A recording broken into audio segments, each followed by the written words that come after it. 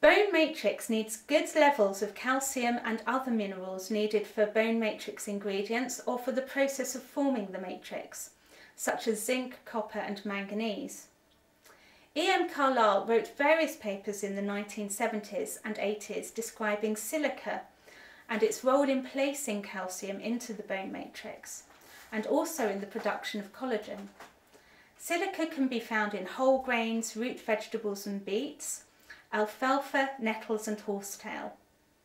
Collagen also requires vitamin C, and ground substance likes to be well hydrated. So, depletion of any of these nutrients can contribute to bone generation. So why do we focus so much on calcium? Well, calcium phosphate does make up 70% of the weight of our bones.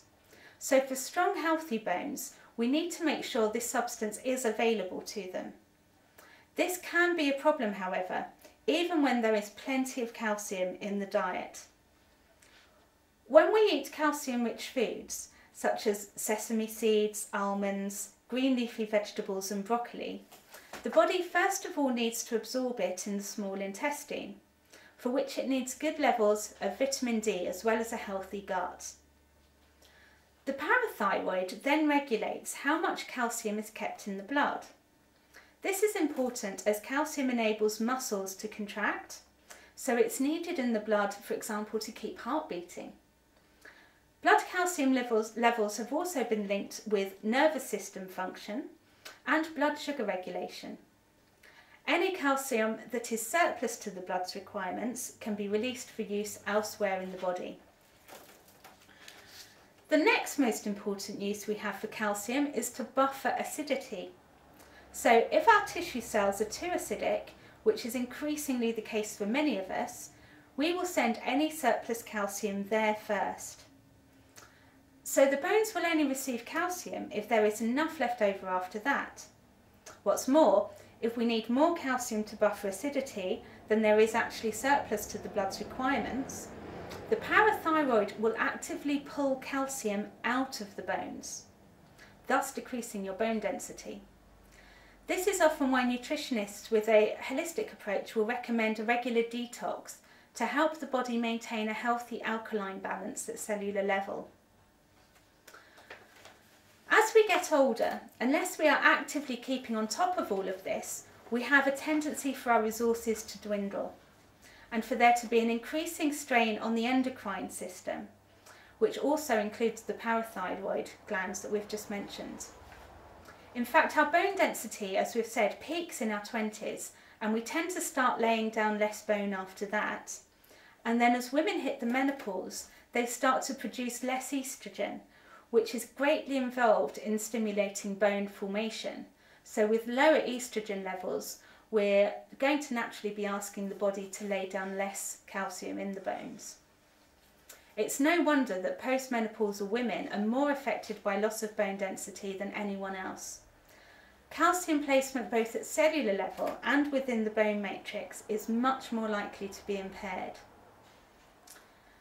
In addition, stress of any kind, whether emotional, physical or environmental, seems to cause the cells in the body to become more acidic and to literally hold on to calcium as it moves in to buffer that acidity.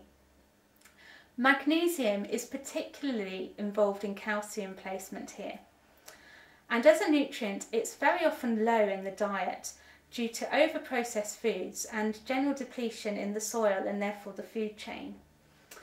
This has been noticed by McCants and Widdowson in over their 50-year survey of the composition of foods. Magnesium is also noted to be depleted by stress, fizzy drinks, red wine and other alcoholic drinks, some diuretics and also some antibiotics. So we can see that osteoporosis and other incidences of low bone density is not usually so much of a calcium deficiency as a calcium misplacement issue, in which case the traditional case of giving calcium supplements isn't really going to help. Magnesium would be a much more logical focus for a programme, as it's magnesium that helps us to place the calcium correctly. Magnesium could really be the most significant, often forgotten nutrient that is key to our bone health. However, it would be advisable to avoid inorganic forms of magnesium, such as magnesium oxide, that are poorly absorbed, and magnesium oxide largely works as a laxative, in fact. In fact, focusing on calcium can bring its own problems. To begin with, most supplements provide calcium in the form of calcium carbonate, or you may have come across dolomite, which also contains calcium carbonate. As previously stated, calcium carbonate is an inorganic form of calcium, which is poorly absorbed by our bodies when compared to the less commonly available calcium citrate. Furthermore, calcium carbonate can have a detrimental effect on stomach pH, which can affect the absorption of many nutrients, including calcium and its cofactors and trace elements such as magnesium, boron, manganese, to name but a few. It doesn't make sense to me on any level to be taking calcium carbonate, either on its own or as part of a multi. Even if you're taking a more absorbable organic form, such as calcium citrate, you need to be aware that calcium needs to be supported by a good source of magnesium. So any multi or formula that contains calcium needs to contain additional magnesium. It's also worth noting that to get the balance right, which ideally is twice as much magnesium as calcium, then you need to supplement these nutrients in a form that is more or less equally absorbed. So for example, a formula delivering 100 milligrams of calcium citrate would also need about 200 milligrams of, say, magnesium citrate. If you were putting in 200 milligrams of magnesium oxide, for example, not as much magnesium would be absorbed, so you'd need to put more in. So, if we are eating plenty of leafy green vegetables, broccoli, cauliflower, nuts and seeds, then we should be getting sufficient calcium in our diet, together with some magnesium to help calcium placement, although additional magnesium may need to be supplemented, again in an inorganic form such as citrate. Green leafy vegetables are also rich in vitamin K, which is also important for bone density. One study reports that nurses eating their green leafy vegetables and broccoli and other green vegetables every day had almost half the amount of hip fractures compared to nurses eating their greens perhaps only once a week or less. Contrary to what we may have been brought up believing, dairy products such as milk and cheese are not the ideal sources of calcium due to the low levels of magnesium present in them.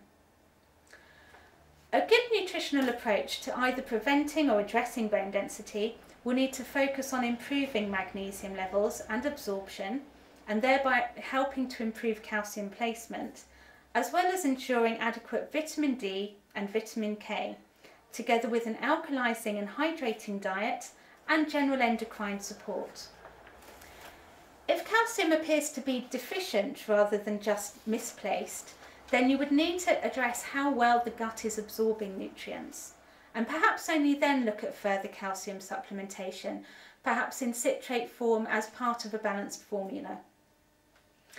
Each of us will benefit from a slightly different programme according to our individual makeup,